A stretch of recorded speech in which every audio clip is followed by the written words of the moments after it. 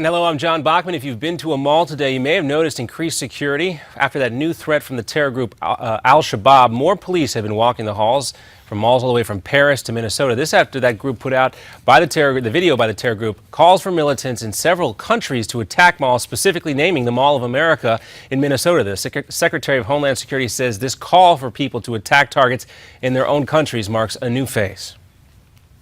And in my judgment, that represents a totally new environment. We have to deal with it in a new and different way that involves a whole of government approach, and it involves working with state and local law enforcement, working with the community. You might remember Al-Shabaab was that terror group behind the 4-day siege at a mall in Kenya that ended with 60 people dead. The Secretary of Defense has pulled together top military intelligence and diplomatic experts to talk about ISIS. Ashton Carter has convened this unusual conference at the military base, the U.S. military base in Kuwait.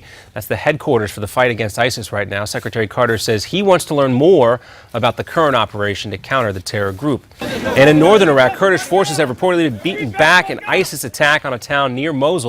Peshmerga fighters and American air power combined to defeat the attacks. Mosul is still held by ISIS, and Iraq's military is reportedly planning an offensive this spring involving as many as 25,000 troops to try and retake that city.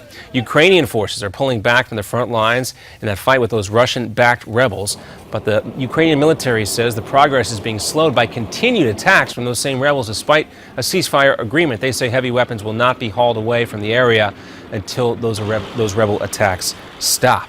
3 people are dead after a shooting northeast of Atlanta. Investigators say a sheriff and a sheriff's deputy are also hurt after they responded to calls after a domestic disturbance and found a woman's body in the garage of a home.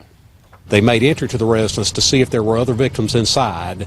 Upon making entry, it appears that they were ambushed. Both of those sheriffs were shot. They're both expected to survive. The man who ambushed them was killed. He's been identified as a former police officer. The body of another victim was found a short time later. In the trial, a man accused of killing American sniper Chris Kyle has been put on hold by ICE. Eddie Ray Routh has pleaded not guilty by reason of insanity. Jurors were set to hear closing arguments as early as today, but bad weather in North Texas has pushed that back until tomorrow at least. Kyle and a friend were killed 2 years ago on a shooting range.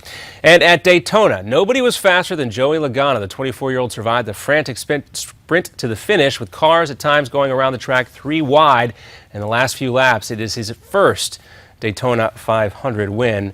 A lot of folks predicted a big win like this a lot sooner for Logano, but congratulations to him all the same. We'll have another update coming up for you in 30 minutes. I'm John Bachman. Now back to Midpoint with everybody.